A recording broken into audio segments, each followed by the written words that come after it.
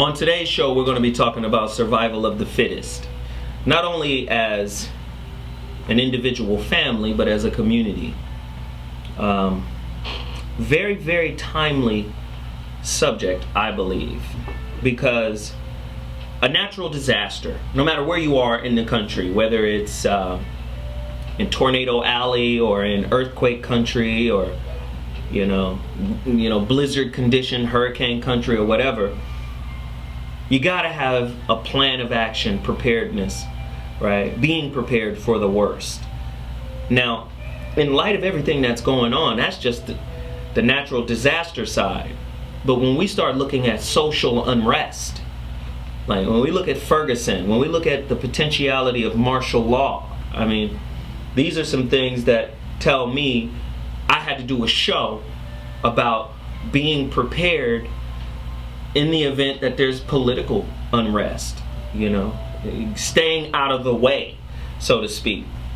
So this show is going to cover everything from natural disasters to, political disasters. What about 9/11? When 9/11 happened, man, they shut everything down. So we're going to bring on a lot of professionals, preppers, maybe even some conspiracy theorists. But we're going to bring these people on to add light or shed light on a topic that I think is exceedingly timely. So what I need you to do is, get yourself prepared, take some notes, because we have a lot of resources to deliver on this show. And tell somebody about the show. So What Mornings on tradiov.com, Mondays, 11 a.m. Pacific Standard Time. Just tell somebody about it. And like I say all the time, this show is not designed to answer all of your questions, but it's definitely designed to wake this conversation up within our community and get us ready for whatever we plan to do. Are you prepared for the next natural disaster on the next So What Morning Show? I'll see you in a minute. Deuces.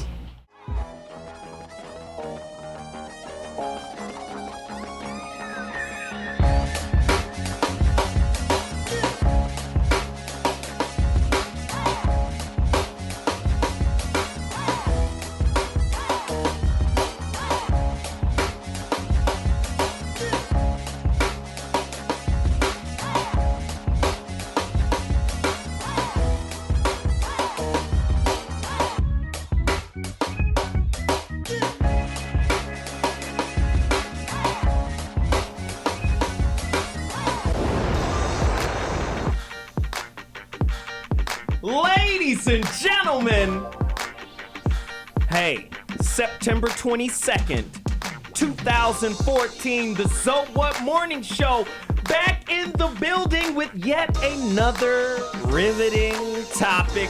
You know what we do? It's crazy. Routine. Man, crazy is routine around here. I'm gonna push the envelope. Every opportunity I get, I'm gonna go harder and harder and harder.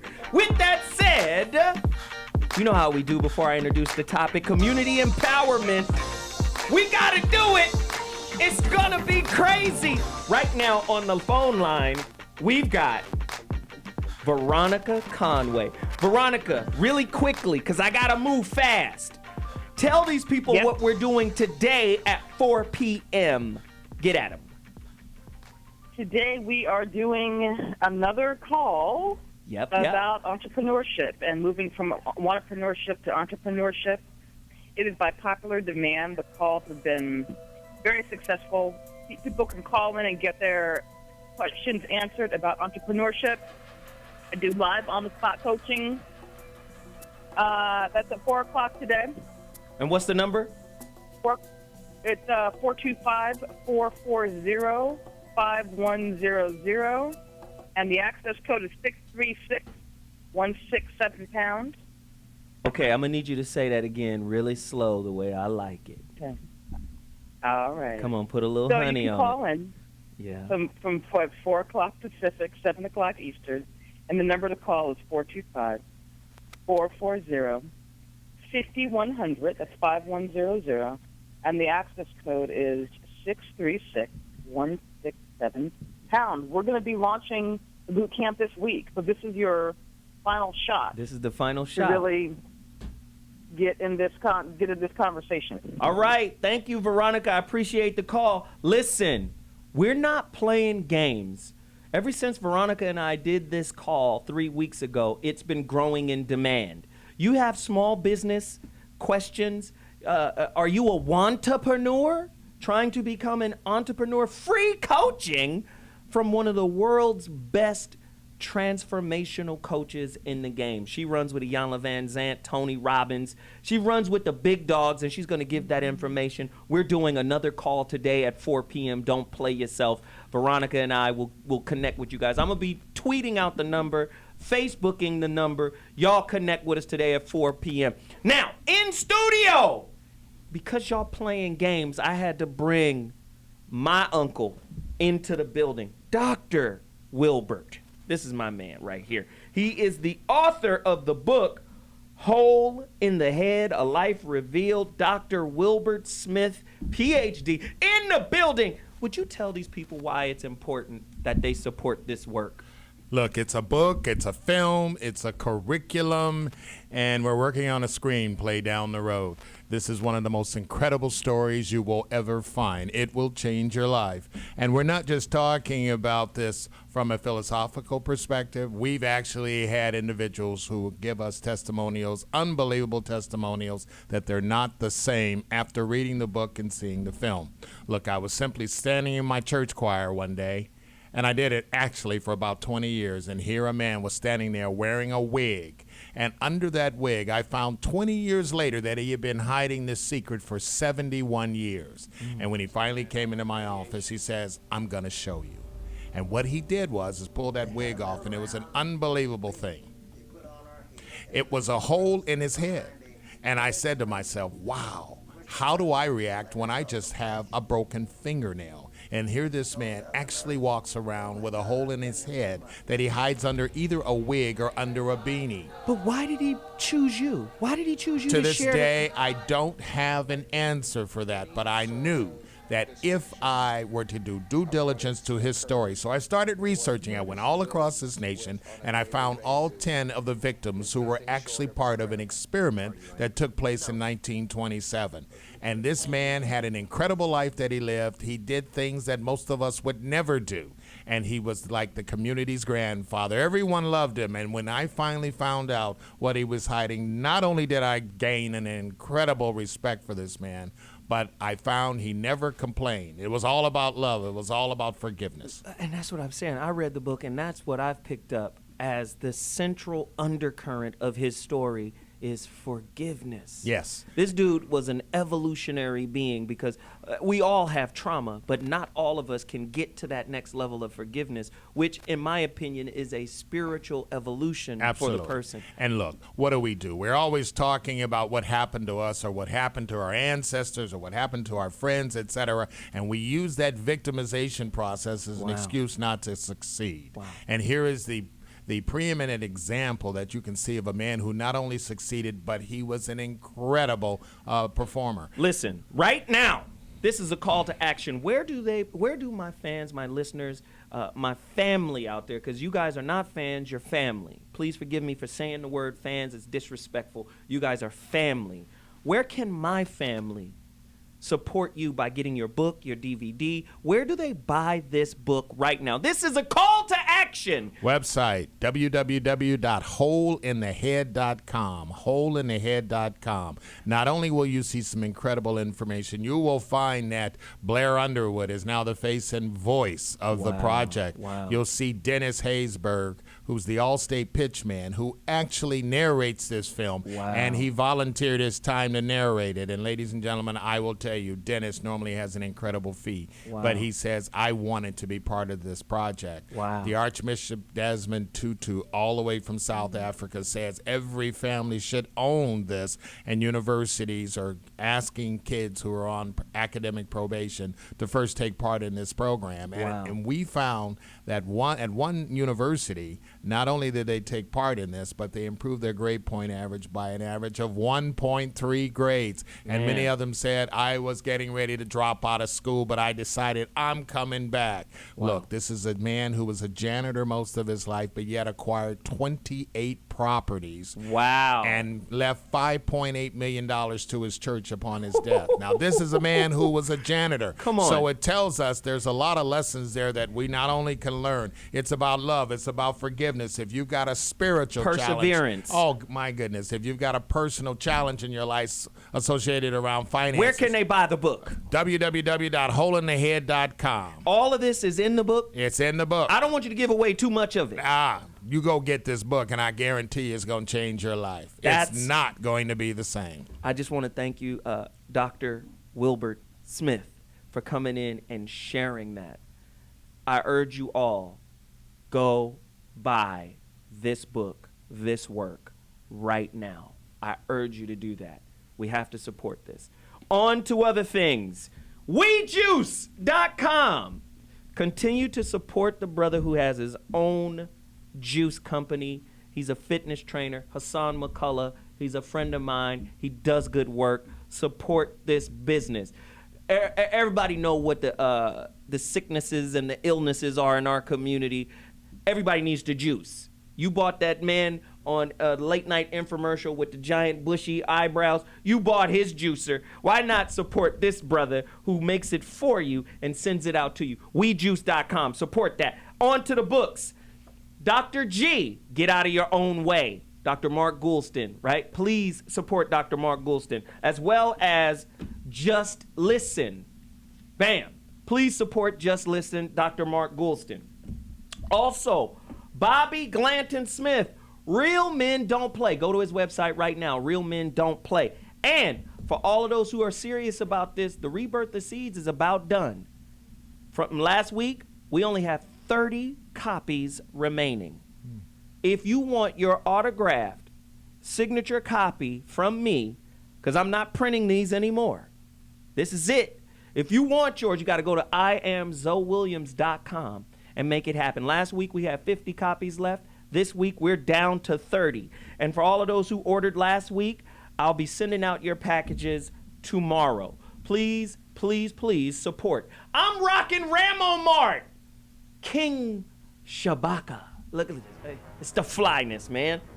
Please support this brother out of New York. He's got the flyest gear in the game. Please. RamoMart.com. Pharaonic Designs. Support PharaonicDesigns.com. They have a lot of affordable, very nice looking garments, man. I love their stuff. I love the brother's spirit and energy. Please support the brother. Arise Hospitality, right? The Black Home Office Depot. The Black Staples.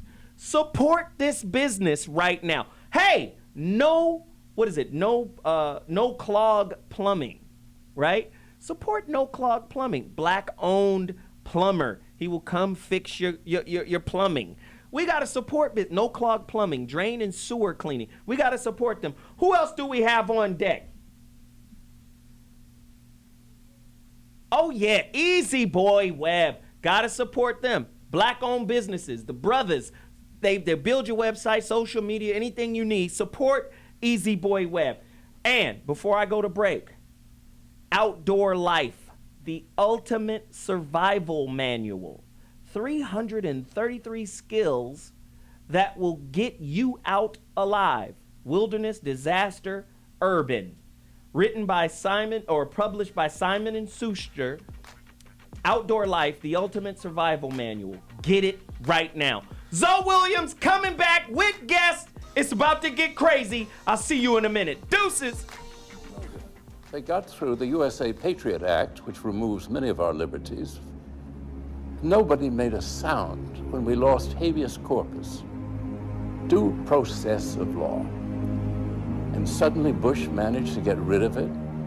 Where was a voice on television, aside from mine, that spoke out against this? Where are all those noble jurists, those great lawyers, those lovers of liberty? Where the hell were they? They were nowhere. Now we have a totalitarian government. And the totalitarian government wants to watch everybody, total surveillance of everyone. They listen to the telephone conversations. They look at your credit cards. They look where you travel. We are totally policed. This is contrary to everything in our Constitution. A 2010 Pentagon directive details what critics say is a policy that envisions the Obama administration's potential use of military force against Americans.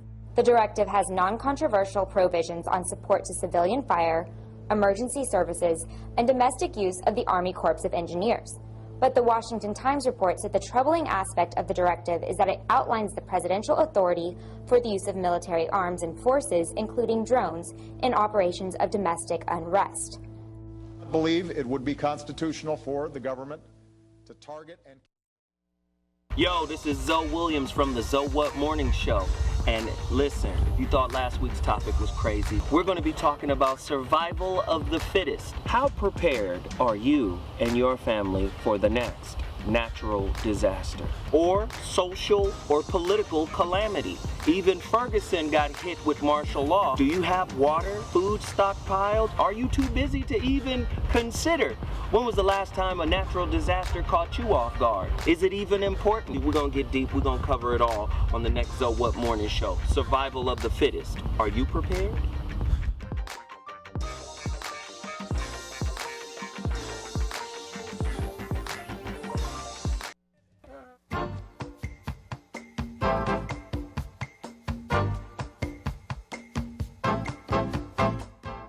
And one of the greatest tragedies in life is getting to the end of your life and looking back and realizing it was mediocre and it didn't have to be that way. The number one reason is people are unwilling to listen and care about what's important to the other person. But what if you could be someone who dared to care about everybody in your life? When you're in love, smoke gets in your eyes. But when you're anxious, you talk more than you listen.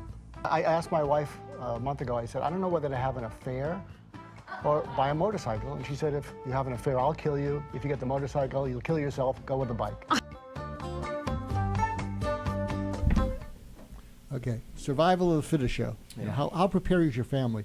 You know, one of the reasons people don't prepare is that when a crisis hits, everybody's just trying to avoid panicking.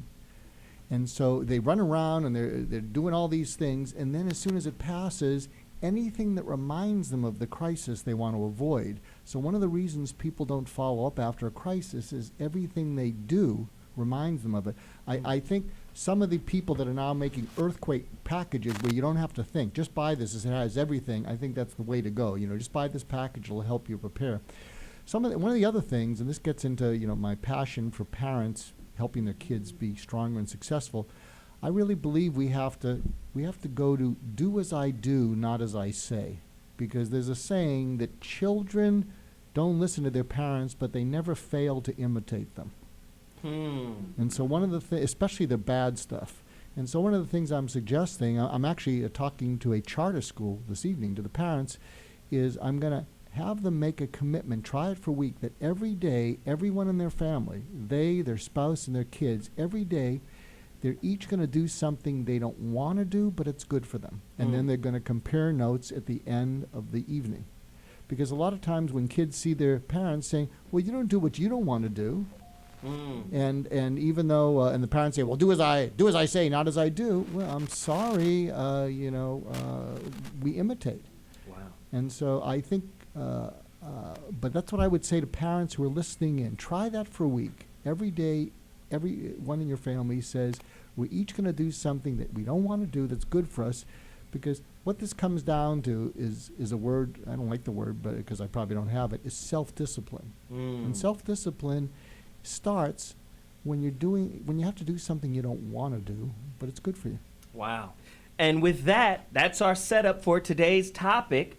Again, the survival of the fittest show. How prepared are you and your family to survive the next major disaster? Now, the next disaster could be natural. Here in Southern California, we live in earthquake country. How prepared are you to deal with the big one? Do you have an earthquake kit? Do you have an earthquake pack, in your home? Do you have 3 days worth of water for every member in your family? I mean, do you even know what to get in order to be considered prepared? That's just here in California. What if you live in Tornado Alley? How do you prepare for that, right? So we're going to cover that whole thing. As is commonplace, you know we like to ask questions. I have a bunch of them. Oh, for people up in Seattle. Could Mount Rainier, right? A lot of people don't know about Mount Rainier, but that's a serious situation. Part of the same mountain range as Mount Hood and Mount St. Helens, right? Could Mount Rainier produce a natural disaster that's even more deadly and costly than Hurricane Katrina? A lot of people up there that are in trouble right in front of the mountain down there where we have Seattle. And when that thing blows, that ice pack melts, could be flooded out with what they call lahars. Yeah, it's a real situation. We got videos. We got it all. Can living off the grid, growing your own food while powering your home, solar, right, with solar, right, could that be a great way to survive an impending collapse of what? The U.S. currency. A lot of people don't understand. There's a lot of geopolitical disasters that are happening. I had to put this show together because most people are just unaware of what's going on behind them, right, or around them. Let me just slide this on you real quick. 3 weeks ago, the number one story in America was Ferguson. And what was bubbling to the surface of Ferguson was the over-militarization of the police force. And that caused people to come together. Men and women come together. Let's fight this. But in fighting it, could we have accidentally uncovered a plan? What plan? Why are the police being over-militarized? Does the government know something you don't? Well, guess what? It's about to be anarchy. Because in other countries, what are they fighting over in the streets? Food. They're fighting for food. Does the U.S. government know something that you don't? Right? Did we get a little too close to the plan? It's about to go down. How prepared are you for the next natural disaster? It's about to be crazy. I've got guests in the building. Uncle Bobby, fresh off of his southern trip downtown Memphis. He's back in the building with us right now. Welcome back to the show, Uncle Bobby. How you doing, sir? If I was doing any better, I had to take something for it. Yeah. Oh, we got wisdom in the building. Ladies and gentlemen, Uncle Bobby. Also, highly, highly, highly recommended gentleman, James Martinez. Also a radio personality. His bio is so long and so detailed. It's harder than all of these books right here. But he's going to be able to shed some light. One of the first questions he asked me when we talked on the phone was, is this a free speech network?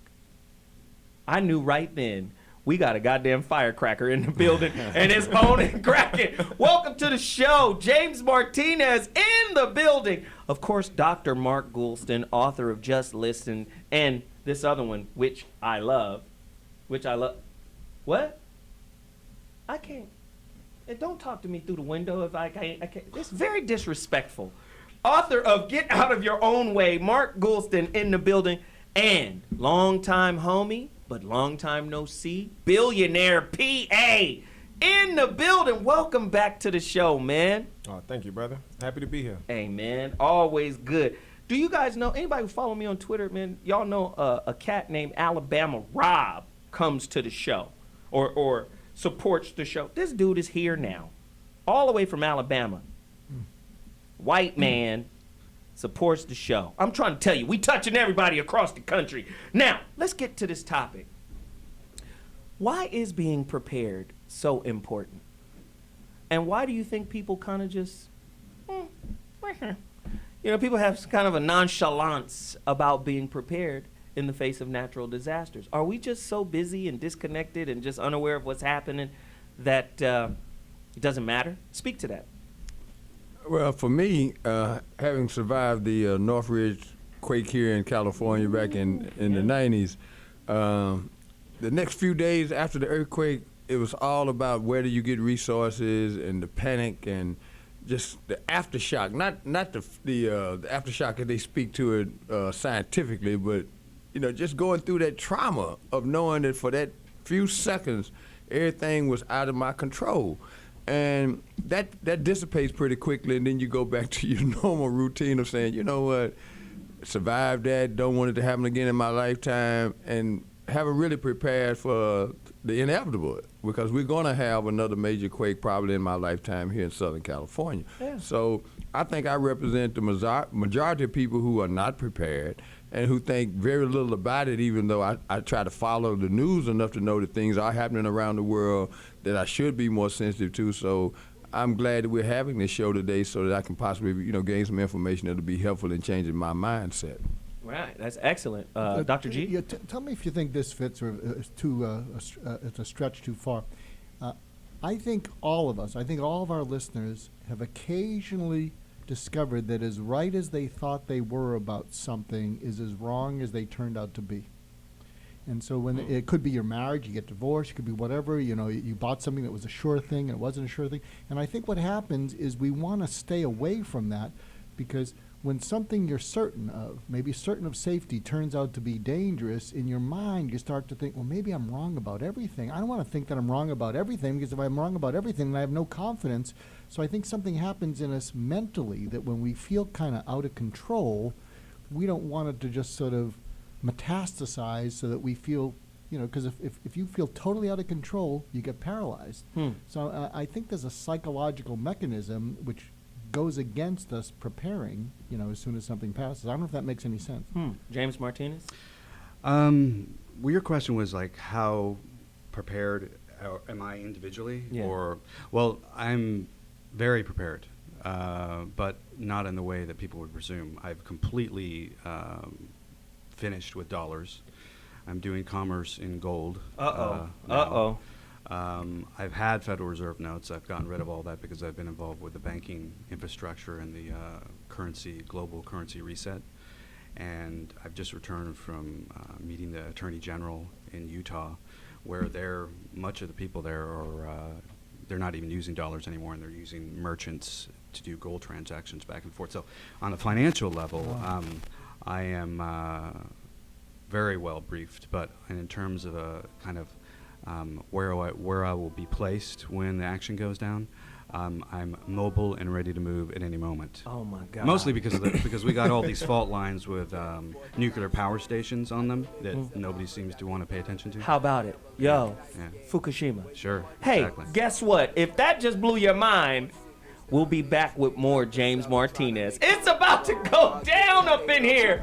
Woo! Survival of the fittest. So what mornings? We'll be back at 2.2. Holla!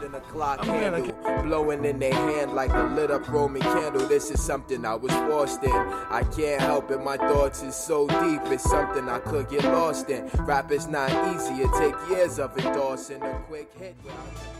The人很快意识到地震来了。The Ebola virus hasn't crossed the Atlantic yet. Let's hope it never does. Are you prepared?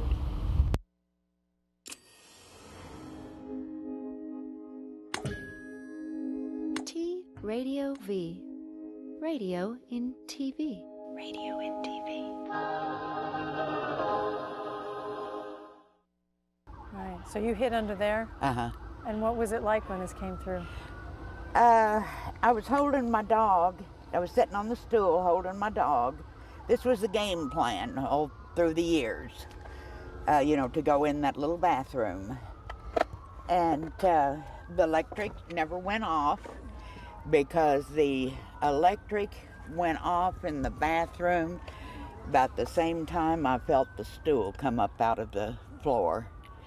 And I rolled around a little bit, and when it stopped, I was right there. That presto cooker is what I saw. You were lying there in the rubble.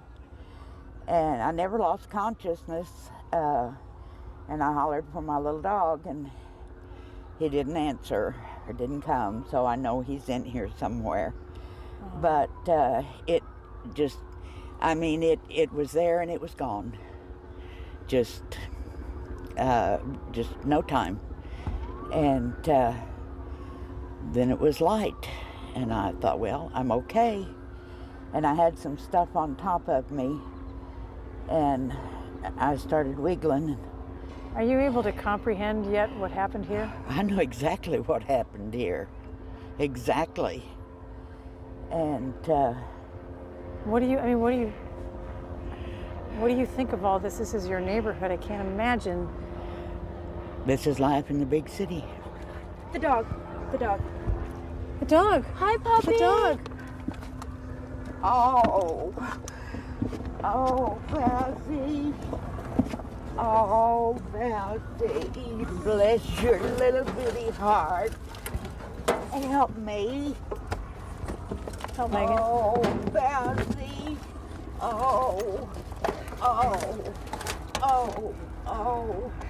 Come on. Get him. Oh. What the fuck is going on? I didn't sound off of this shit. Bitch, get me out of here. Ain't this a bitch? I was safer in the fucking shelter. Don't rob me, bitch. Give me something to eat. I be goddamn. I'm calling Peter. Where's the ASPCA in this bitch? I don't need this shit. Fuck everybody. Oh, Lord. Jeff Brown has made it back to the show. That dog's like, what the hell? Hey, I have a real serious question, though. Can the collapse of the American dollar, which everybody says is pending, Ron Paul and all of these guys, could the collapse of the American dollar be the most devastating, pending, unnatural disaster Americans could possibly face? I know you want to talk. You just got here.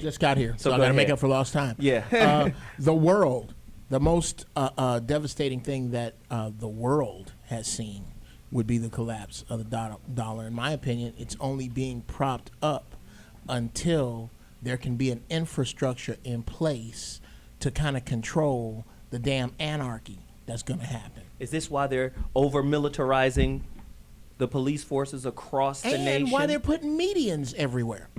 Medians. Oh, yeah. Okay? So crazy people can't make U-turns. So we can get all these ants. So we can get all these ants going this way.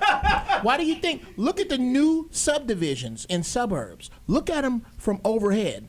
They're mazes. They look like there's plenty of ways in and out. No, they ain't. There's plenty of ways around in this goddamn habit trail, but it ain't but 2 or 3 ways out, and we gonna put army at each one of those. But this is what I alluded to last week when I said 3 weeks ago the #1 story in the nation was Ferguson, and that spurned and caused all of this unification through protest, right? So in doing that, people started saying, okay, who's sitting on the council down there? Let's start mobilizing the vote. And it's 67% black there. So let's mobilize the black vote. And then black men and women came together. Mm-hmm. And then again, I said this before, September 8th was supposed to be this huge boycott of all the corporations. September 9th, the Ray Rice video comes out and changes the national discussion from Ferguson to domestic violence. And then back to back, right? Football. Domestic violence. Back to back. Now we're not talking about that anymore. I think it brought some attention to... you mean the Pentagon is the source of the militarization of the local police department? So when that discussion say, hey, wait a minute, they're going to connect the dots. We need another national focus. Let's get them off that. That's why the Muslims are so strong in the Arab countries, because they don't have all these distractions. We hate y'all every day. We hate y'all every day. We ain't got Magic Mountain. We ain't got titty bars. We ain't got none of that. We hate y'all. Look at our women. Our women are dressed like goddamn ghouls. We can't even see them. We ain't got nothing to distract us from hating y'all. Well, listen, we have a special guest on the line right now. He's Skyping in. His name is Dr. Scott Hammond. Oh. Dr. Hammond, have you been listening to us right now? What do we do? How do we prepare for the next natural or unnatural disaster? Talk to me. Well, I don't know about how we do it, but and you're the first person who's called me a doctor in a long time. But, one of the things that got me interested in your topic today was that I think it's not survival of the fittest. I think it's survival of the smartest. Yeah. You got to get smart because in the end, it's your knowledge that's going to protect you. It's your education that's going to protect you. Your food and your bullets and whatever it is will run out at some point. You've got to figure out how to work with people and get together and survive. Wow. Wow. So give us some examples of working with people for the purpose of surviving an unnatural or natural disaster. Give us an example of how we can mobilize a community. Well, one of the things that I do, I got this little blue shirt on today, and aside from being a college professor, I work with a group called Rocky Mountain Rescue Dogs, and we work all over the West and look for people who've been lost in the woods. And I've interviewed a lot of them over the years and wrote a book about it called Lessons of the Lost. And it's amazing how these big, strong, burly, well-prepared, well-armed people go out and we had one case, a very timid, quiet, faithful woman from Canada, very timid, and she lasted for 48 days in a van in Nevada, stuck in the desert. Wow. And you would have never thought that anyone could have survived that long, let alone her. But she was smart, and she was hopeful, and she had the right heart. So you just never know who's going to make it through a tough situation. Wow, wow, wow. So in the event of, say, an earthquake, what are some of the key elements or ingredients to survival? What should a family of 4 have in their household to wait it out, whatever has happened? Like if it's like what hit Japan, everything was in disarray. You can't just go to the grocery store after a 9.1 or, an 8.1 or something. Tsunami. What should people do or in order to be prepared for an earthquake or something of that magnitude? You should have food and water and energy, light and cooking for 72 hours for each person, okay? Plus maybe a visitor or two. You should really have that, and you should have it in a backpack and ready to go. I carry that in my car all the time because I get a phone call, and in 20 minutes I might be in a wilderness area looking for somebody, and I might have to be there for 72 hours with my dog, So I carry a search pack with me all the time that will keep me for 72 hours. I keep it in the trunk of my car. You should have that in the trunk of your car or in your home, and realize that if the power goes out, you're not going to be able to gas up your car anyway. So you may be staying home, but have 72 hours of food, 72 hours of light and energy, and 72 hours of water. Water's the harder one because most of us just take that one for granted. Wow. Do you know what a proper bug out bag looks like? Because a lot of people, I've heard them talk about bug out bags. What exactly is that, and what is inside a bug out bag, and what does bug out mean? Well, I mentioned the essentials there. One of the things you got to have in it is cash, because your credit card isn't going to work. And so, if the electrical system or the internet's down, you got to have cash. So suddenly, the richest person alive with credit cards isn't going to be able to get very far. So that bug out bag for me has, I anticipate that almost any weather, take the worst weather in your neighborhood and the best weather, and it's going to be somewhere in between. So you got to have that jacket or coat, or, I live up in the cold part of Utah, and so I got to have winter gear with me. I got to have, and I got to have communication somehow too. So I have something to recharge my cell phone. Wow. Let me just say, you have a question, Bobby? Yeah. In that bug out bag, do you have a firearm? I was going to ask the same thing. Bobby, I'm the wrong guy to have one because I'm not trained. I know a lot of people do that. And I think if you do, you have to be well trained and have, know what you're doing and have ammunition. I don't. Part of that is me, and the other part of that is my wife says that if I ever get a gun, she'll shoot me. So, she doesn't want them around the house. And we have kids and grandkids around the house, and so her idea, she says you buy one, you die. So I'd rather just stick around. Hey, Doc, this is Jeff Brown. Have you seen the show Revolution? About the power. One of the things I've taken from that is the bottle of poison. I'm going to have a bottle of poison in my bug out bag for intruders, for invaders, marauders, where it looks like it's something good, like it looks like some scotch, Hey, you guys need to pass around. Y'all drink that. Hey, Dr. Hammond. I think that's real clever, but I tell you honestly, and this is sorry the professor and me talking. I'm a pretty boring professor, but the professor in me says that when you have those kind of situations, you got to be prepared, maybe with a firearm, maybe with poison. But in most cases, in Japan, I looked at Japan really carefully. I went to Katrina. You guys all remember 9/11. Those were good times for us to pull together as a people and to take care of our neighbors. They really were. They brought out, in most cases, the best of us. Wow. And did we miss and make some mistakes? You bet. But there were a lot of neighbor on neighbor doing good things. Wow. So let me just say this for all of my listeners who are my family members, extended family who are listening to the show right now. How do they connect with you? Do you have a website? Do you have an email, or do you take email requests? Because people may have questions and want to know, how to get prepared. How do they reach out to you? Yeah, I have it's called Lessons of the Lost. Okay, so that's an easy one to remember. Lessons of the Lost. You can go to lessonsofthelost.com.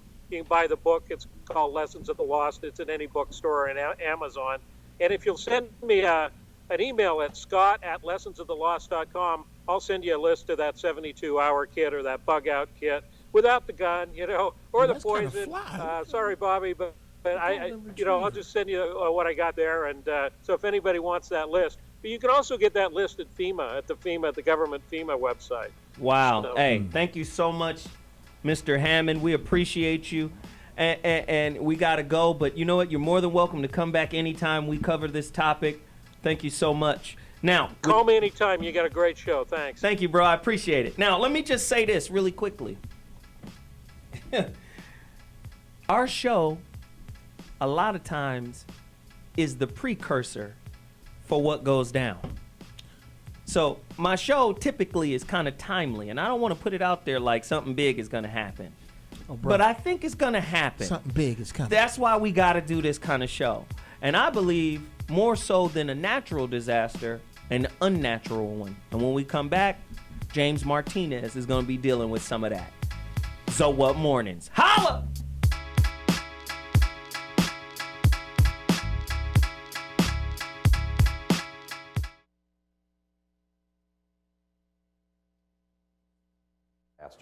Here are some of FEMA's recommendations for those worried about seismic disturbances. This isn't a hurricane, so you probably won't get much notice, if any at all. Make sure each member of your family knows what to do no matter where they are when an earthquake occurs. Unless it happens in the dead of night, it's unlikely you'll all be in the house together. Planning ahead will give you the best chance of keeping your family together and making the best of a bad situation. In your home, you'll need the following: food, water, count on a gallon per person as a minimum per day, a heat source to cook with, and perhaps sterilized water, filters, bleach, iodine, and even sunlight can also help with this. Medical supplies, specifically supplies that help treat traumatic injuries, fire extinguishers, flashlights, a portable radio, extra batteries, blankets, shoes, clothes, and money. Have some cash. Don't count on credit or debit cards being good if the power's down. And an adjustable wrench to turn off gas or water if necessary. Figure out where you'll meet when the tremors start. Find out the school system's plan for earthquakes so you'll know where to find your kids. This is the time to really get that get-home bag put together. Some food, liquids, a pair of sturdy, comfortable shoes. I think those are the very minimum. Especially important to know is where your gas, electric, and water main shutoffs are. Make sure that family members have an idea of how to turn them off if there's a leak or an electrical short. Know where the nearest medical facility is, but also make sure you've taken the Red Cross First Responder course. EMTs are going to have their hands full, and they may not get to you quickly. Considering how little warning you're likely to have, it's important to think about what you can do to minimize damage and injuries. Some simple planning can make a big difference. Look around your house for fixtures like chandeliers or bookcases that may not be stable enough to withstand an earthquake. Make sure the heavy items are on the bottom shelves or on the floor. Flat screen TVs, especially big ones, could easily topple if not anchored. Secure weed killers, pesticides, and other flammable items in closed containers. It's probably not a great idea to hang that big mirror over the headboard of your bed either. What should you do when the tremors start? If you're indoors, drop and get under a desk, table, or something else solid and hold on. Drop, cover, hold on. If that isn't available, huddle against the inside corner of a room and cover your head with your hands. You should stay clear of windows, shelves, and kitchen areas. While the building is shaking, don't try to run out. You could easily fall downstairs or get hit by falling debris. Elevators are also a bad idea. Don't be surprised if the electricity goes out. As well, sprinkler systems and fire alarms might activate. I always thought you should stand in the doorway because of the frame's sturdiness, but it turns out in modern homes, many doorways aren't more solid than any other part of the structure. Wow. You got to be prepared. Is humanity's ever-increasing dependence on technology causing us to be mentally and emotionally ill-equipped to survive the next major natural disaster? True or false? If the law and order and technology of our global, society were to collapse, would human beings go wild faster than some animals? I mean, this is just something to think about. Oh, and by the way, only 29 copies left. Somebody just ordered. IamZoeWilliams.com. You better get it before It's all over. Listen, we're in trouble. Because Dr. G brought up something that was very interesting. Say more about what you were speaking on during the break. Yeah.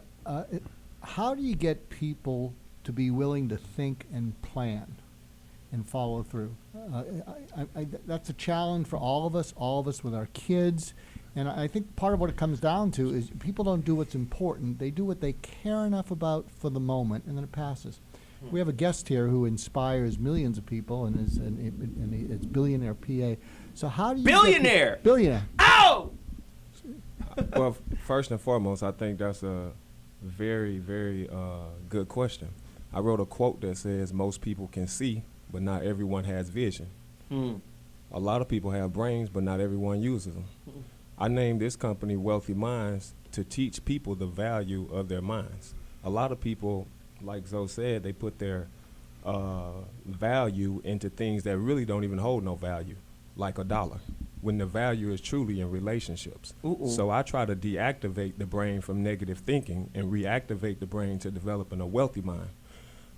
It's a challenge because a lot of these kids come up seeing images and worshiping things that hold absolutely no value at all. What do you do with kids who say, I'm going to be in the NBA, and there's no chance that they'll be in the NBA, and that's all they're thinking about, and everything else is useless. And so how do you deal with those kids? Because you don't want them to set themselves up for failure, but if that's all they're focused on, they don't have a chance of doing it. Absolutely. The way that I get a ton of kids. We mentor over 4 million youth around the world. Wow. Ton of them stand up and say, I want to be in the NBA. But success to me is all based off of results. If you can, I don't want to distract the kid's dream if that's his dream, because I do believe you can get whatever it is out of life that you want. But what I teach them is for me to get to the point that I'm at, I accomplished a lot of success. I got 1 degree, I got another degree, and then I got another degree. So I built a history of things that I could look back on in case the NBA don't work out, then I can fall back on something else. Right. And so what I teach these kids is to go out and get just plan for a plan B, but my dream is Wealthy Minds. That's interesting because everybody not gonna make it. That's interesting because if you really want to talk preparedness, if you're trying to be an NBA player, preparedness is key. It's called training. It's you understand what I'm saying? And that's why when they're recruiting these kids, they're not recruiting just the athleticism, they're recruiting the mentality. Oh, this kid has a hell of a work ethic. That's who I want, right? So again, preparedness goes into that too. The 6 Ps. But what the doc said that was interested in, you only prepare for shit that you're interested in. And unfortunately, for most people in America, they're dumber than their smartphone. The smartphone is actually smarter than they are. The phone is smart. Go deeper, Bobby. This subject is real timely to me because a couple of days ago I was at a an urban farm here in Los Angeles, right outside of downtown L.A., and it's about 5 acres. And the reason Doc's question stimulated me speaking up to the mic right now is the fact that we have to control the narrative and inform people of what some of the alternatives are. Because we take those little small steps and get people conditioned to eating food that's locally grown, for example, then you become more aware of your environment and you start making better decisions based on some of the information that you can get from people like Brother Martinez here, because he's enlightened me on the breaks to a couple of things that I was unaware of. And that's what I want him to go into. Yeah. And Jeff, you have a quick statement, and then we go right to Martinez. Quickly about the NBA. What you were saying about the NBA? I have my oldest son was hell bent on the fact that he was going to the NBA, and his mom was telling him, you got to study. He's like, no, I'm not going to the NBA, and I can't do. She said, address it. I said, son, the only way that you are going to an NBA game is if you buy a ticket, and here's why. Tears welled up in his eyes. Dad, I can't believe you don't believe in me. I said, no, that's not the problem. Here's the problem. In Brooklyn right now, it's raining, and there's a little boy who cannot go outside. He's getting on his mama's nerves, bouncing this basketball. Right. So he's bouncing a tennis ball with his weak hand. Yeah. He goes out. He battles against dudes Zoe's size and bigger. And one day, you, with all your video games and your skateboards and your posters, and are going to come up against this dude, and he is going to eat your ass up on shaking time. Now, if you are serious about the NBA, give me all this shit in your room. I'm going to give you a basketball. I'm going to get on the phone and to the dudes I know that are the hottest at this game, because I don't know basketball, but I know how to win. Are you ready? And he said, okay, I want to keep my shit, and that's why it's not.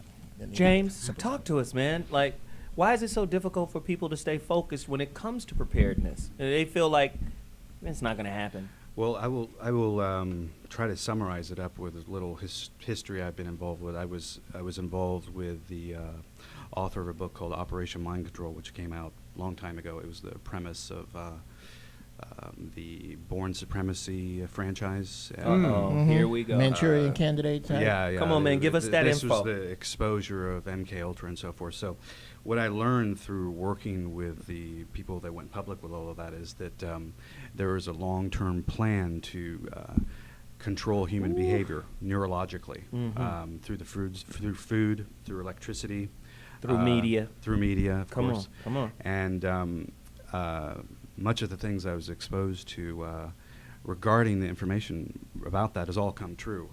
One of the things, since we were just speaking about it, is you talked about the smartphone. Well, the smartphone it's often referred to as the media extension of the human nervous system. It's the shrinking of the computer, where you have light speed communication, instantaneousness at all times and all places, and the extension of your how should we say, pattern recognition of going back and forth through a system. When I was in the back room there, I noticed everybody's heads were down and they're engaged with their central nervous system, which is a standard behavioral thing.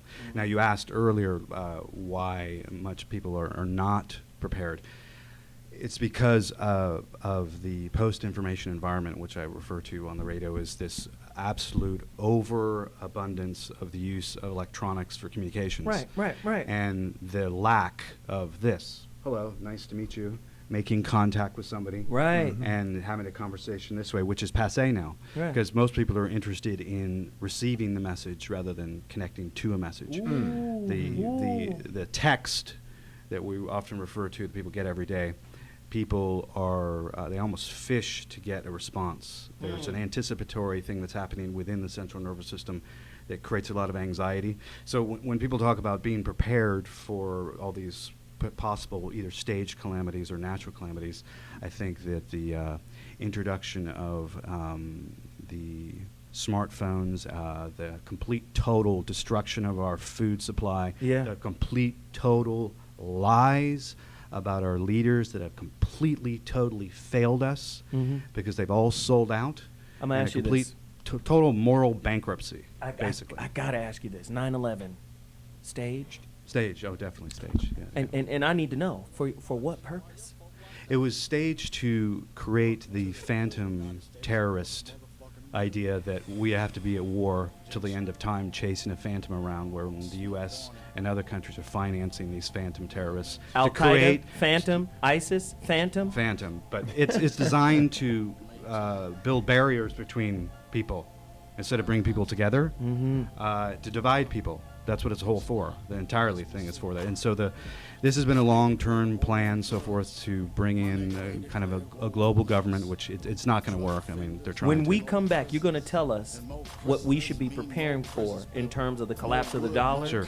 In terms of the militarization. Sure. What is coming down the pike when Zowat returns? It's getting crazy. Oh! More guards, more guns. Pass more laws to lock up more niggas, and that's more funds. Now they gotta hire more ones. 很快意识到地震来了。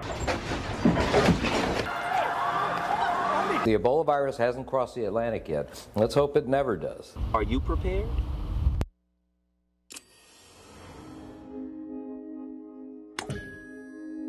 T Radio V. Radio in TV. Radio in TV.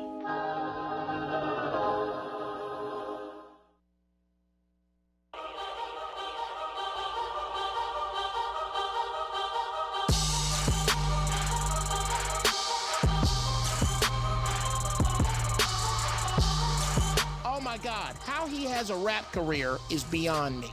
I don't get it. And he takes his shirt off. Oh my God, he looks like 50 pounds of chewed Tootsie Rolls with his... All right. Now, you are in white fashion. You know white boys always leave the house like they finna help somebody move. Resist and defend the horrible host. There are some horrible people. And what you need to do is start policing your own.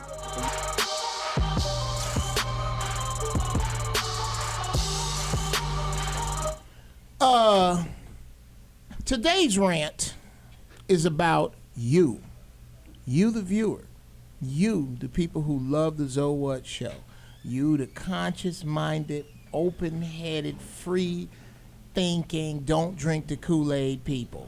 That's who this rant is about. Today we are discussing apocalypse-level feces. I'm trying not to cuss. Apocalypse-level feces. Apocalypse-level bovine feces that is about to come down the pike. What usually is the pervasive mental energy is that we're going to save a lot of people or everybody with this show. Boycott and do this because we're going to save and we're going to change a lot of people. No, you're not. No, you're not. Idiots, rich idiots, poor idiots are going to die. There are going to be some people you know, some people you love, the same people that give you shit about smoking weed while they're eating ham hocks. They're going to die. It's going to happen. It's coming, and I didn't make it up. Nostradamus predicted it. It's in the Bible. It's in the Torah. It's in the Quran. It is in every major publication that has anything to do with the future. It's in movies. It's coming. And all the chit-chatting and all the, you better get prepared. 97% of the people who are watching this right now are not you. You're not going to make it. If you do not have a gallon of water per person per day in your house, you're not going to make it. If you do not have 10 canned goods per person per 3 days, you're not going to make it. If you do not have gasoline stored on your property, you're not going to make it. You there waiting on the new Jordans, you're going to die because you didn't have the sense to buy a fucking generator. That's what you need more than a pair of Jordans. How about a generator? How about a flashlight in every room as you walk in to the left? How about teaching your kids where they need to be? A lot of folk are going to die, and I don't care what the rest of this show says. Folk gonna die. Not me. I'm gonna get my shit together. Ladies and gentlemen, that was the intellectual rant by Jeff Brown. Bobby had some questions. I mean, these during the breaks are pretty passionate. What's going on in here? And Corey Holcomb just joined us. Corey, what's happening, man? Hey, we talking about survival of the fittest, and we talking about in the event that the dollar collapses, in the event that another Ferguson happens, civil unrest, martial law. My man going to break just told us that 9/11 was staged by us, you know, for a myriad of different reasons. A lot of people out there still want to know why the number 7 building, why did that building collapse on its own? It wasn't even hit. And what was in that building? Why ain't no plane parts outside the Pentagon? How about it? You know, a lot of people want to know, like, what's really going on. Was that whole thing staged to create the phantom terrorists you talked about before break? Was that whole thing staged to erode the foundations of the Constitution so we could merge in with the UN codes that they're going to place in every democratic country across the world? Is this the new world order? Who's more prepared than the government? I ask that question all the time. On the dollar, it says New World Order, and it says 1776. Nova Sequoia. That means they had 300 years of preparation. Speak to me, Corey.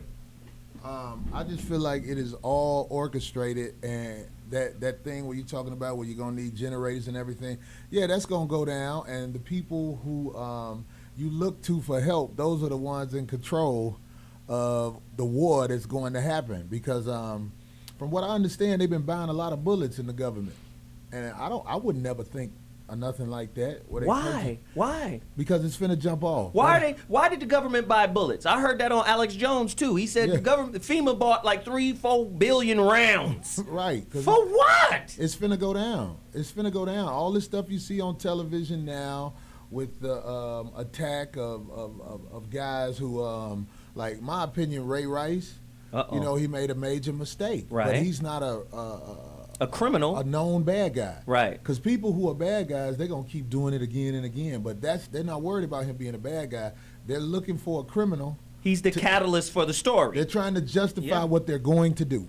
Ooh, Bobby, ask that question, man. Well, we are really privileged to have someone who has immersed himself into trends. Not the kind of trends you see on the internet about, you know, somebody going with somebody and all that kind of thing. He has developed and accumulated a mass of information that it's my privilege to just shut up and let Brother Martinez share with us some of the things that he has brought to bear with respect to his knowledge and his insight, you know, and it's been just mind-opening to listen to him during the breaks, and I'd like for him to just share some of the things he's talked about. Talk to us, James. Okay. So a mutual friend asked me to come here. I have not spoken on radio for a long time. I kind of took a leave of absence. I was asked to be the U.S. anchor for David Icke for a network called The People's Voice. I took that, and then things didn't work out, and I left to go to England, and I met with the British government there at Oxford University regarding cold fusion, which is, let me just put it this way. There's a lot of people in radio and media that are telling all the problems that are happening, but they're not really saying any of the solutions and some of the great stuff that has happened, that is sitting before us, that are happening in this country.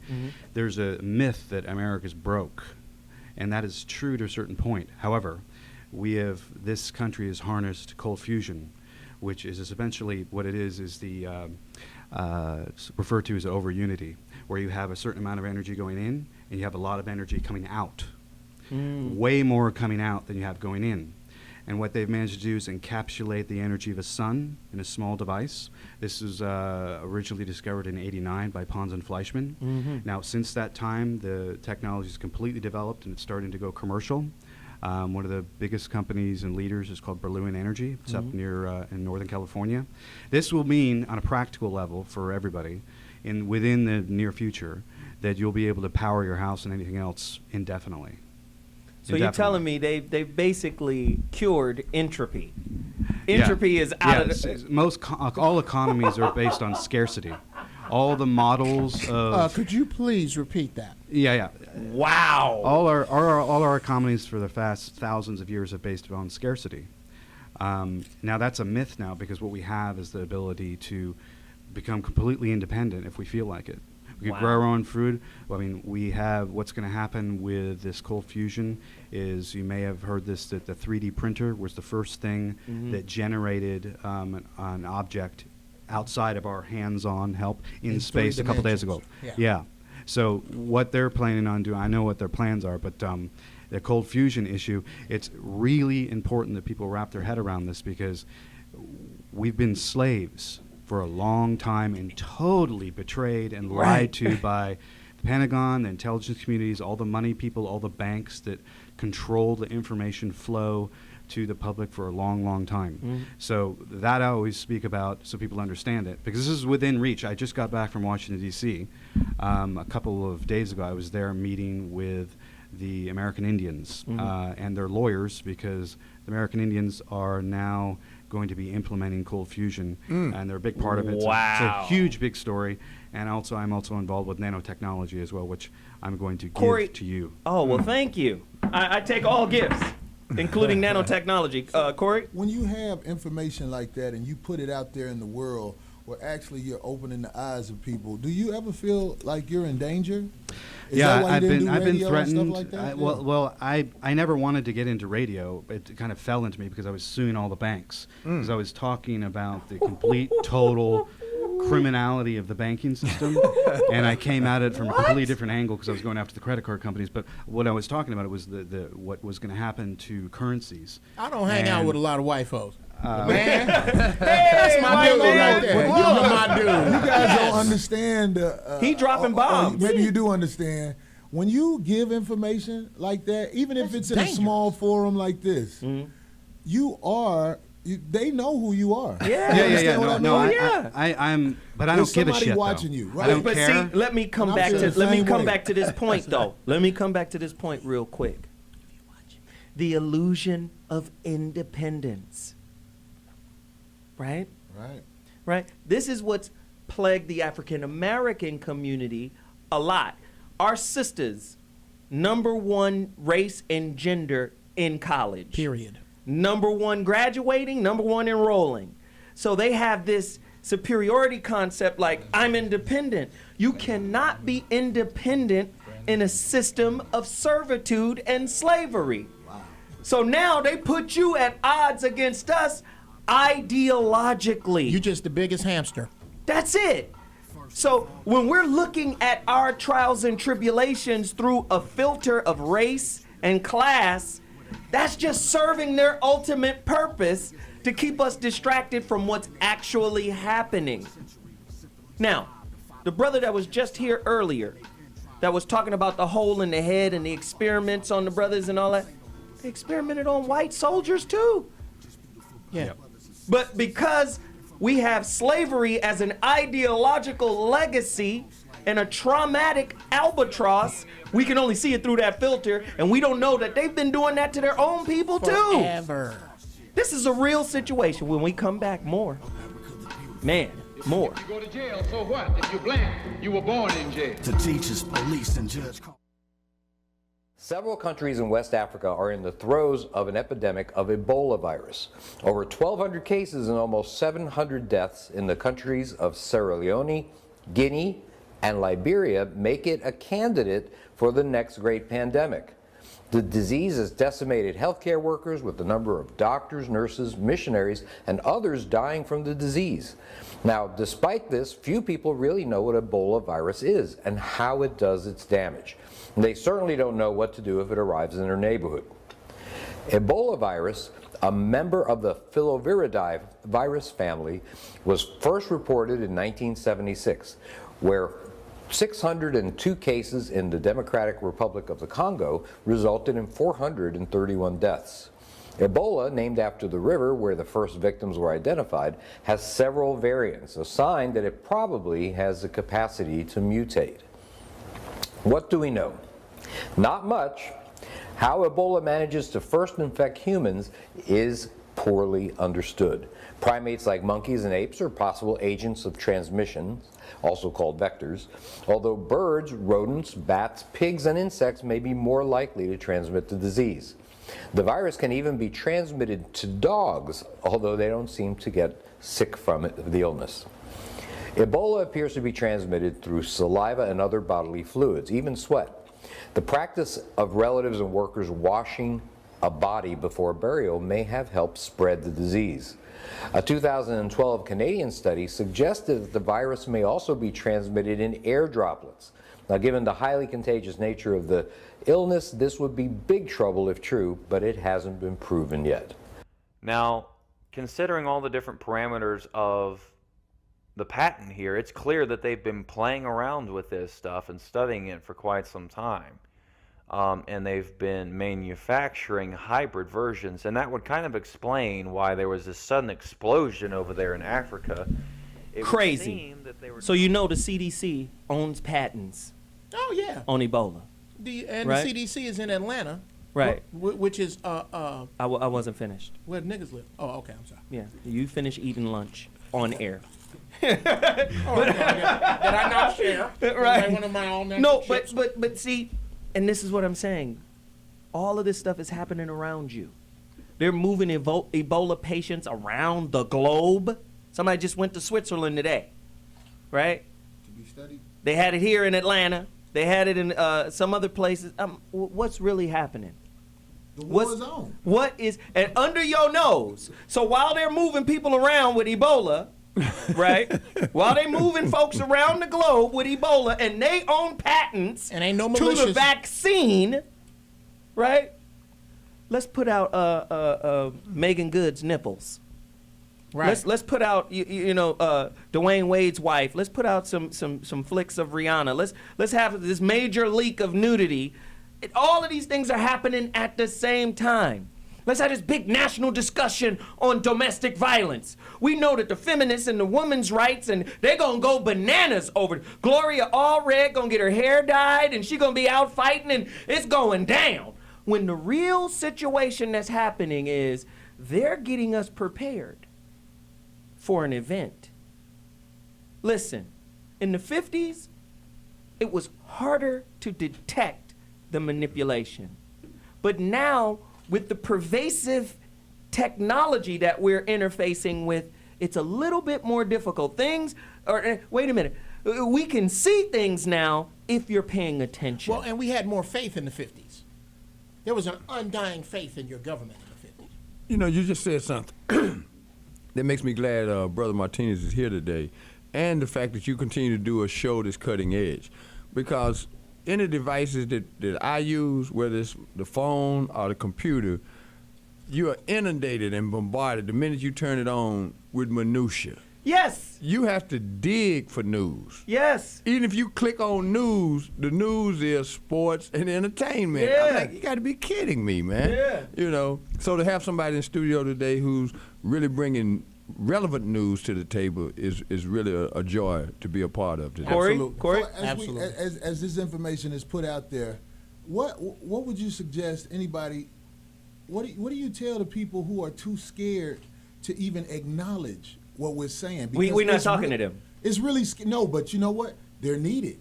They are. I agree. Needed. I agree. So to wake them up, I'm just saying it might not be time to step to them and be like, you better come join the fight. You know what I mean? We got to prepare them with this kind of content.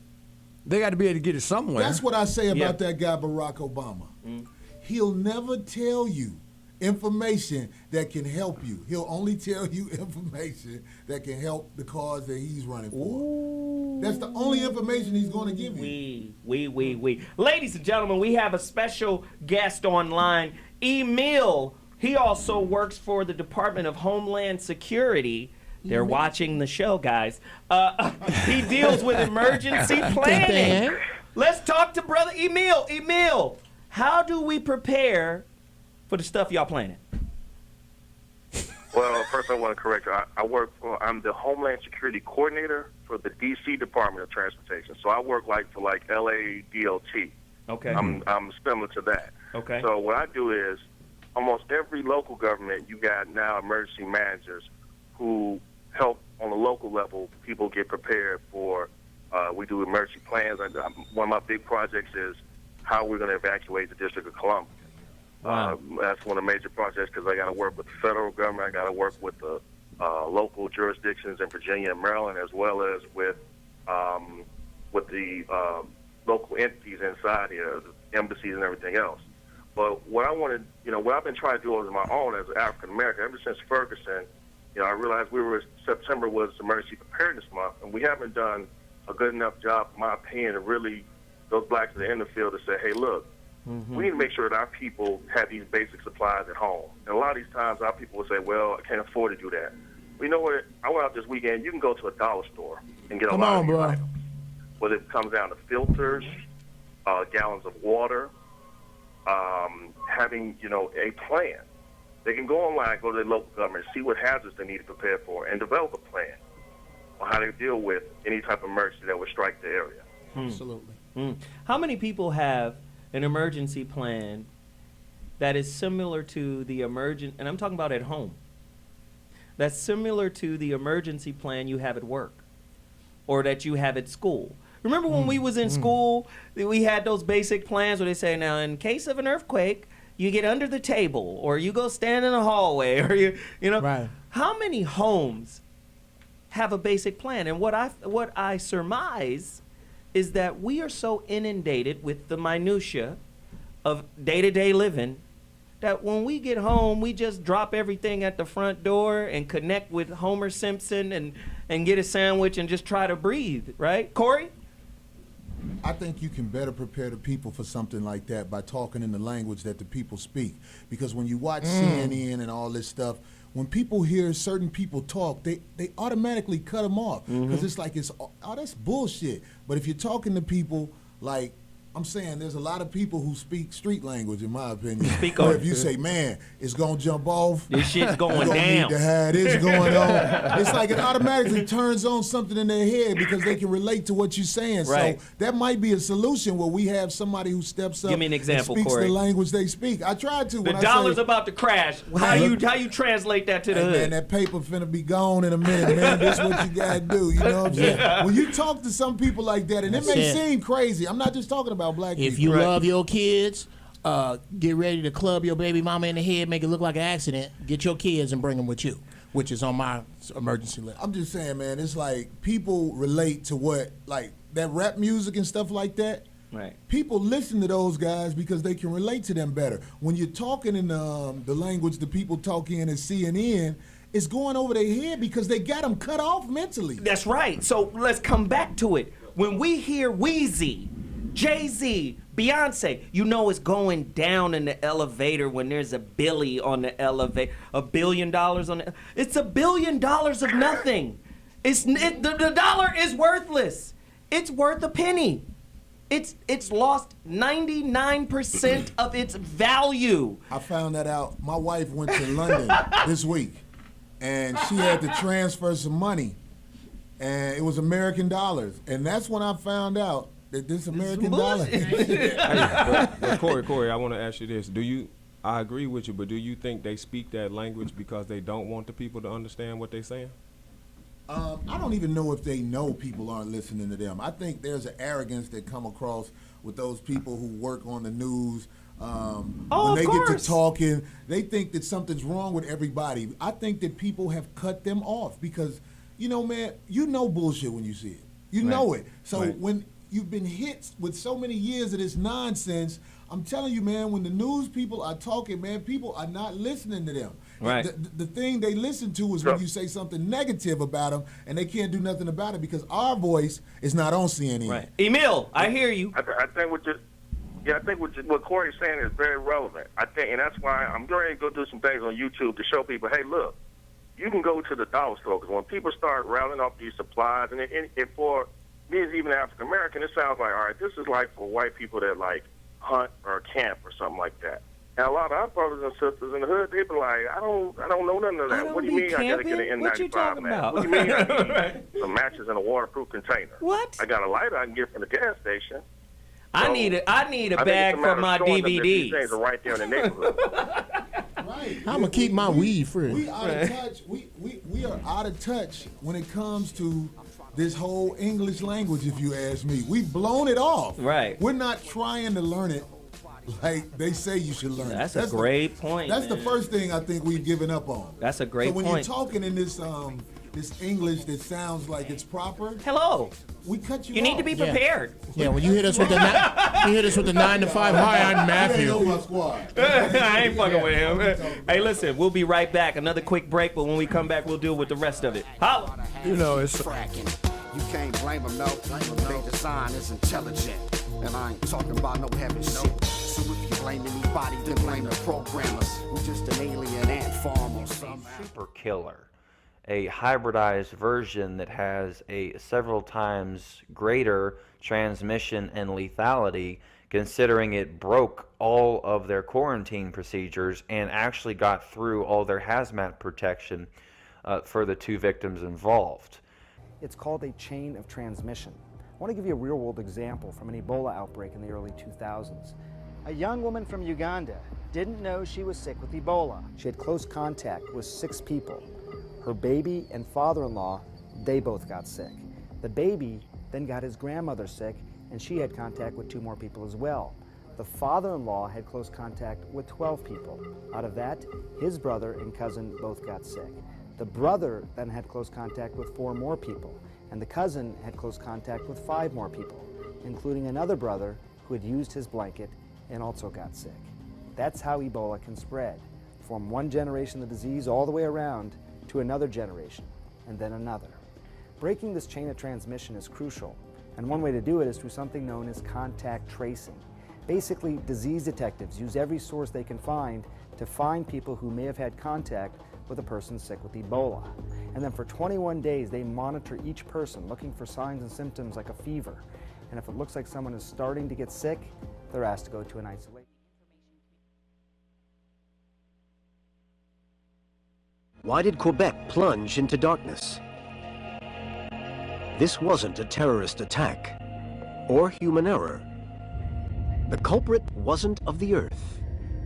It was the result of a gigantic explosion 93 million miles away on the sun.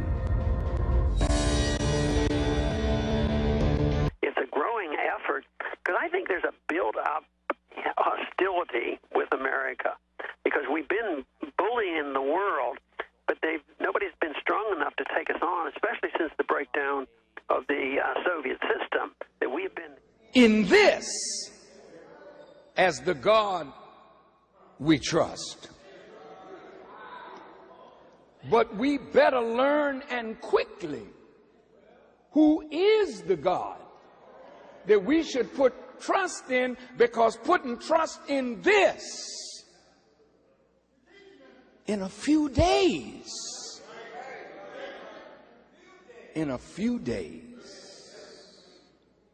you're going to see men with Benjamins lighting their cigars, because the value of this will be worthless.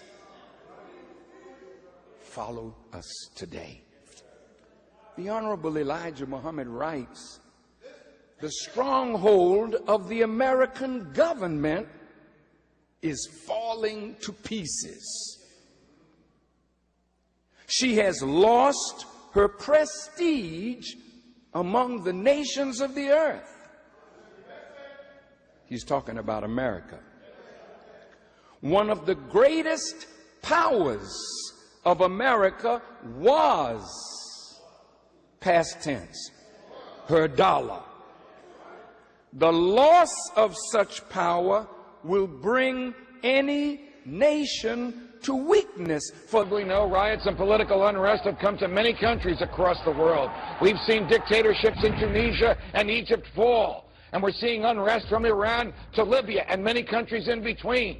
But many probably did not realize that these uprisings were caused in part by high food prices. How rising food prices and the shortages that we're seeing today, how they might become permanent staples, not just something that goes away. Well, we're seeing records. I mean, are you guys paying attention out there? Ladies and gentlemen, the Zoe What Morning Show has returned. I mean, y'all really got to pay attention to what this show is about.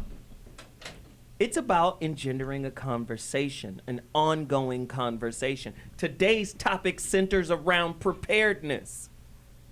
Listen, how did America get into World War I? Or against the Nazis? How'd they get in there?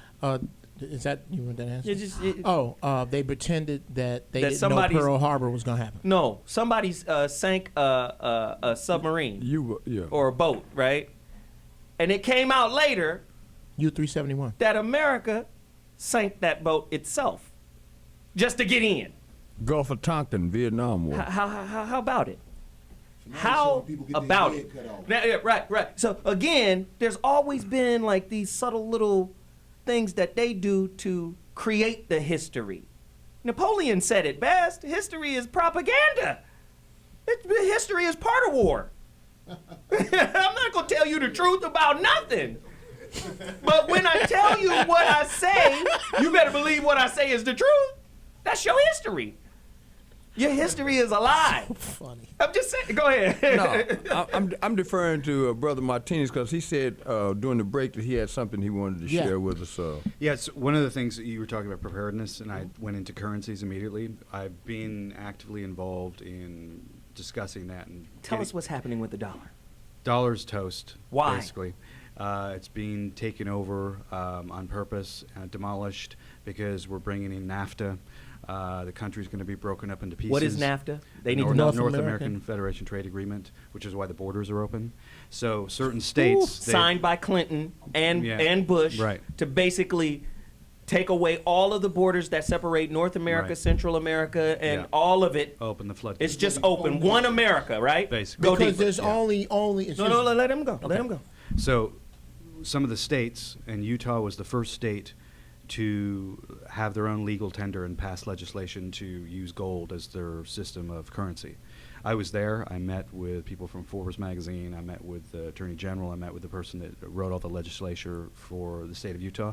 Other states are now doing. Oklahoma has now passed doing it. So point being is, what does it do for us as consumers, and how is it going to help us? Number one, you transfer your dollars into gold. The United Precious Metal Not gold Association. into cash. This is the liquid gold system that's been set up. What is it called? United what? United Precious Metal Association. If you people to go to upma.org, if you sign up for an account, I will send you liquid gold as a gift to you. Okay. Okay. I want the gift of liquid gold. Sure. Say more. Sure. Continue. You don't mean Old English 800. I will send that to you because while I was in Utah, I was meeting with everybody that's using gold as currency.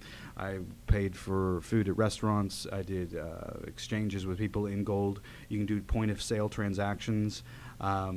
This is the way most people are going to take their dollars. They're going to transfer them into gold units. If they want to keep their gold in the state of Utah and the vaults there, they can do so. If they want their gold delivered to them, it can come to them via Brinks, or they can keep it in an account. But point being is, so you can start. You don't need to use the dollar anymore. You don't have to. But let me say this. FEMA has a stipulation that says they can come in and take your gold and take your property and take everything. We got Emil on the line. Emil. Yes. Talk to me. Do you know about that stipulation in FEMA? I do not know about that stipulation. FEMA has a lot of rules and regulations, and DHS always passes new laws for them to basically take control of the situation when it's warranted, at least from their purview. They could come in and just gangbang on the whole situation. Right. Jeff? Those of you who are listening, when you see turn your gold into cash, that's backwards. Okay? All they are doing is melting your gold down to trade. That is what's going on. And there's only ever been one president. One. There's just people sitting in that seat. This direction has been since you've seen New World Order on money for hundreds of years. We've been going this way. Now let's talk about this too. And maybe, James, you could speak to this. What about the seed vault in Norway? You want to talk about preparedness? While we're standing in line waiting for the iPhone 6 and the new LeBrons with his new hairpiece, while we're waiting on all that, the Bill Gates, Mark Zuckerbergs, Warren Buffetts of the world are funding a seed bank in Norway. Every seed on planet Earth. Now, we already talked about Monsanto and them putting corporate patents on seeds. While your life revolves around all my children, right? And the housewives of stupidity, right? They're preparing a new kind of future for you. And the same social systemic barriers that are in place, ageism, racism, sexism, and classism, are in place for that seed bank. You think they're gonna share those seeds with the projects? You think they're gonna share those seeds with minorities? You think they're gonna share those seeds with the middle class even?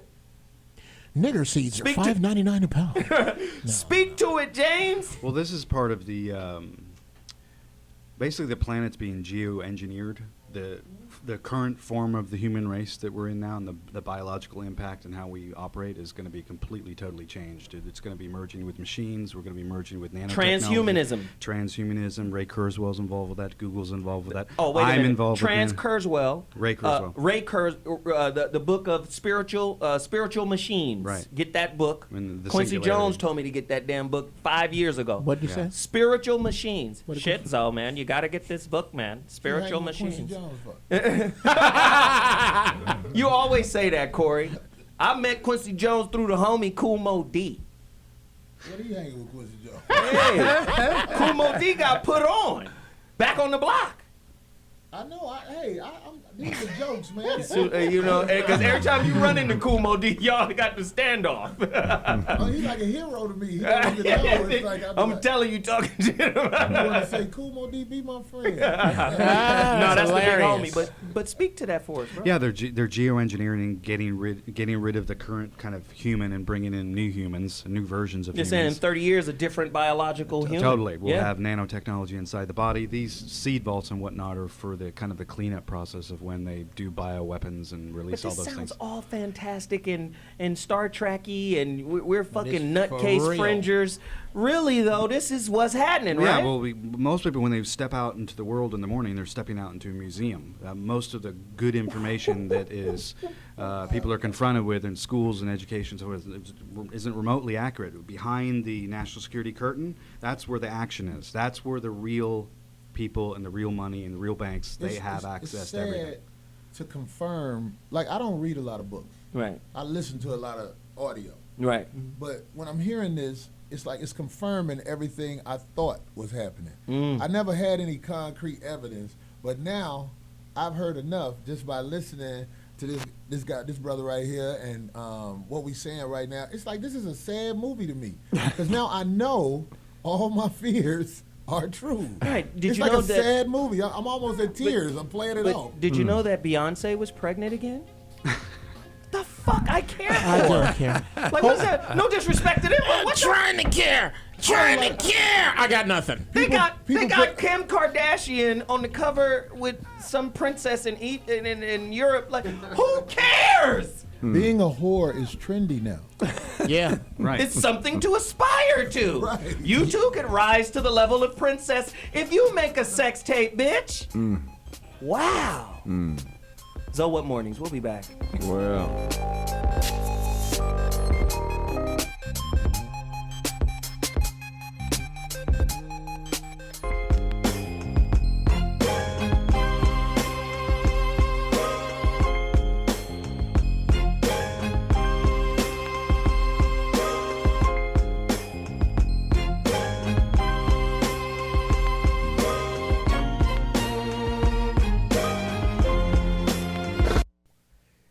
Ladies and gentlemen, So What Morning Show back in the building. As is commonplace, you know I like to do a summation of the show.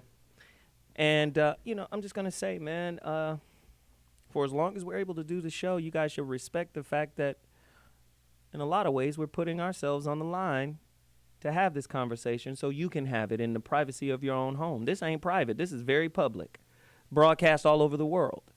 So with that, I say this. I'm going to start with this story. My son is my youngest, is 12 years old. And he asked me, he said, Dad, why are white men stronger than black men? He said, because they're in control of everything. So they have to be stronger than us. And I said, wow, that was pretty heavy. He was like, because he said, when I look at black men, I think black men are stronger, but we're not. We get dominated by them. He's 12 years old. I said, son, what makes a human, because I had to explain to him. I said, a gorilla is 8 times stronger than a man, but yet he's on the brink of extinction because of man. I said, a chimpanzee is 4 times stronger than a man. I said, what makes men be able to dominate animals? He said, I don't know. He was like, well, what is it? I said, it's organization. It's intellect. Well, Dad, are white men smarter than black men? Because didn't we create civilization? So if we created civilization, how can they be smarter than us? I said, no, they're better organized than us. How do you disorganize a people? You strip the knowledge of who they are, who they were. Whoever came up with the strategic war plan of making history a lie, right?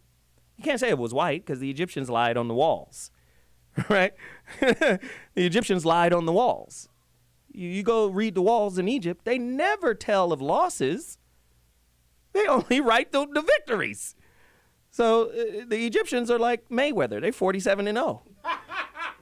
They're not going to tell you when they lost. Right? But that's what I'm saying. That's the history, right? History's a lie. So I explained to him that it's organization. You can't be organized in a society that will inundate you with information that is beneath your intellectual capacity. Right? I'm going to give you information that is designed to distract you. I was distracted by Megan Good's tatas. Yes, I was. I was distracted by who's Dwayne Wade's wife. She looks very delicious to be 40. I was distracted, yes. I've been distracted all week from all of those. Rihanna, Jesus Christ. I was distracted, yes. And that is what the design is about. While we're organizing and planning, we're going to distract you. And it's easy to distract when I teach you stereotypes. That's how we interface, through stereotypes, right? Listen. Coronal mass ejections. While you're watching The Housewives of Atlanta, we're in what is called a solar maximum. Happens every 11 years. More sunspots on the sun means more coronal ejections.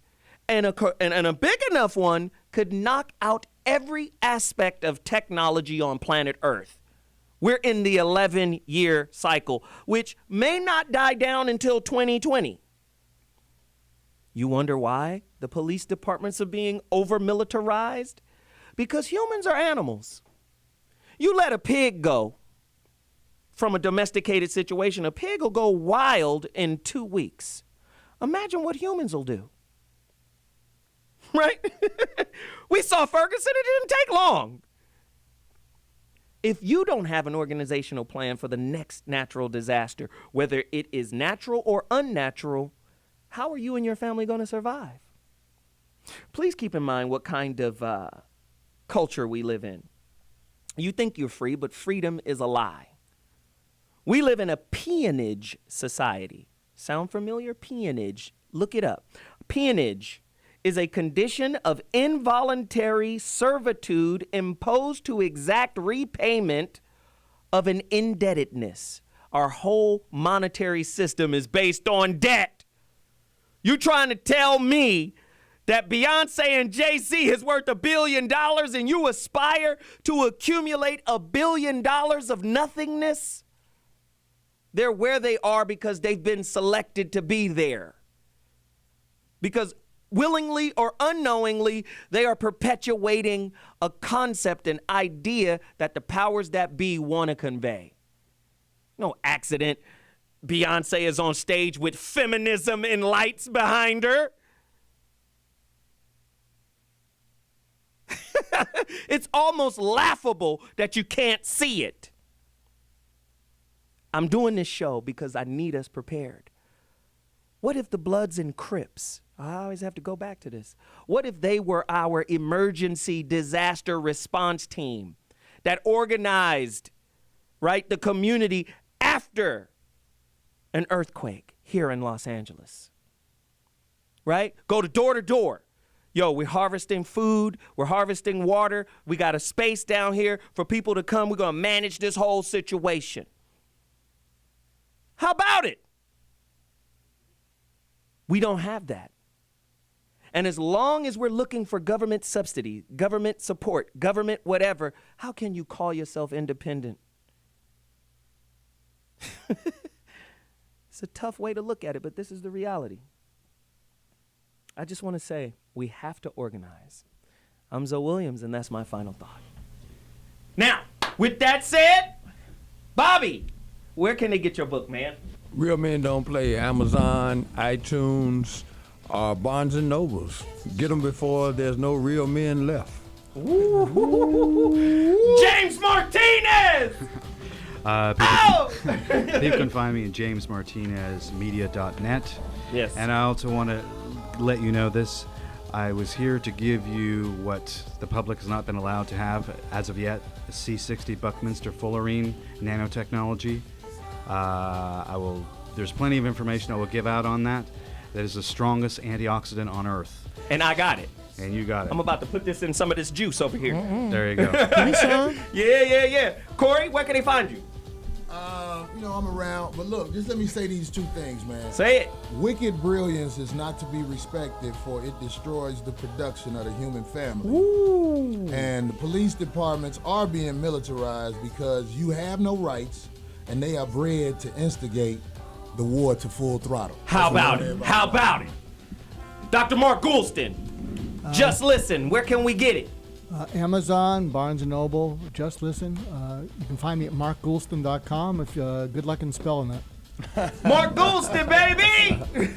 Jeff Brown. Coming soon, Jeff Brown's brand new ringtones and Jeff Brown wrong ass shit available on iTunes. I'm finna shoot dice for them super vitamins, pimp. Hey, Billionaire PA, where can they find you, brother? WealthyMindsOnline.com. Go there, speak your dreams into existence. Hey, I'm Zoe Williams, at Mr. Zoe What on Instagram, at Zoe Williams on Twitter, and really, I'm down to 29 copies. Right now is the time. Go now. I am Zoe Williams. Order your copy of The Rebirth of Seeds. It's gonna be done, and my new book is coming. Oh my goodness, the new book is retarded. Trust me, relationships at the illest level. All the stuff I've been talking about in one book about relationships. Crazy. Go get this one now. Yo, we out! Next week, deuces.